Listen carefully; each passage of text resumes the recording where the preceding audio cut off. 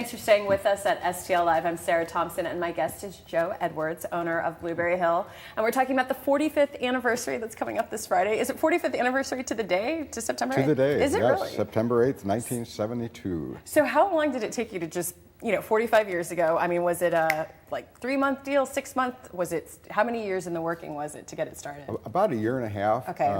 About 6 months of really hard physical labor to kind of fix up the place. Compared to what it is today, it was still kind of rough around the edges, but it's in better shape. And then just through the years, expanded. And it started off as 2 small storefronts. Yeah. With it's a 180-year-old bar now, but it's only been in 3 places its whole existence, back in the old Wild West days of St. Louis. Really? It's an old mahogany bar, so there were a lot of things for people to see in there. From the largest collection of Chuck Berry memorabilia on a permanent display in the world, to all sorts of pop culture items, from current things like Toy Story, The Simpsons, or older ones like the Beatles or Rolling Stones, or sheet music from the early 1900s. A little bit of everything. Tell us, you mentioned Chuck Berry, and obviously you had a close relationship. I mean, how did that start? We just became great friends, and it's one of those unexpected things in life, just unpredictable, but just a trust grew. He was very cautious and guarded about people, and to become best friends with him was amazing. But we really enjoyed each other's company. He had a great sense of humor. If he had not made it as a big musician superstar, he could have been a really good comedian. He could really twist the English language in ways and create words, new words, that would motivating over the hill. Wow, all in one word. You could show you're driving fast, you're going over the hill, you're in a car, you're a young kid almost, or whatever it might be, all in one word. And That's he poetry. would perform in the Duck Room at Blueberry Hill. I mean, when we think of Blueberry Hill, people go, that's the restaurant, and then there's all the different spaces for for live music, private events. Right. So how did you with the Duck Room? I mean, was that always part of the plan? No, I built the Duck Room in 1997, and it was time to expand when Cicero's was formerly in that space, and they moved up the street to the former Paul's Book space, and that freed it up. And I wanted to create a really good music room of the 350 or 340 capacity, but it was important to me to build high ceiling. The basements were only 7 feet tall, so I dug down and took out a bearing brick wall, which almost collapsed the building, but it didn't, and built the Duck Room. And bands at that level love that room because the sound is good. There's a private dressing room, small, but a private one for them. And it became the prototype of the Del Mar Hall I just opened a year ago, and the Pageant that I opened in 2000. That same setup where wider rather than deeper, and you can really see people and interact with them, and fans and musicians love it.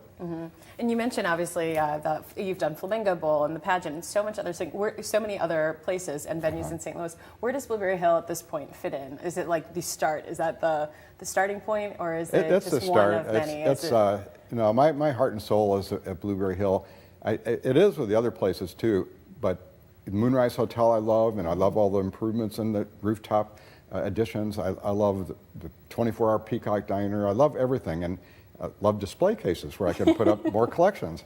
That's why I built a new place. No, it's something. And the people that have come through Blueberry Hill, it warms my heart to spend a whole evening with Stephen King, the writer, and to have the Chief Justice of the Supreme Court of the United States have dinner in there with federal judges, where he could have eaten at any 5-diamond restaurant, 5-star restaurant. And then people like Robert Duvall, the great actor, and just goes on and on. I mean, everybody. And then St. Louis's own Nelly, and all the great St. Louis musicians enjoy it. Can you imagine doing this anywhere else? I mean, you're a hometown boy, so hometown guy. I mean, but when you think about all that you've accomplished, and then here you are 45 years later celebrating your anniversary, I mean, is there something you would have done differently, or could you imagine of doing this in any different way? No, because being naive really helps. I mean, anytime you take on a new project, if you really knew what it was going to involve, you wouldn't get started on it. And it's, oh my gosh, I'm going to work 18 months without a day off. Like 12, that's, I don't know. But so it helps. And every time I expanded, or every time I've done a new place, I always underestimate the time and the expense and everything else, and that's the only reason it gets done. But clearly everything's got your signature touch and or reflects your passion for St. Louis. It's really I love St. Louis. It's a great city, and this is a great a great area. Yeah, well, it's great And the to St. have Louis you. Walk of Fame for people to be able to see all the great St. Louisans Yes. that have affected culture nationally on a cultural level. That's important to me. Let's sing the praises of St. Louis to everybody around the world. Well, we appreciate all that you do, and thank you for being here, and happy anniversary. Well, thank you very much. All right, well, we've got the information there for you, or I should call it birthday anniversary. It's the 45th Anniversary Karaoke Party for Blueberry Hill. It's taking place this Friday from 8 p.m. to midnight. For more information and details, go to blueberryhill.com. All right, we're going to have more STL Live right after this. Please stay with us.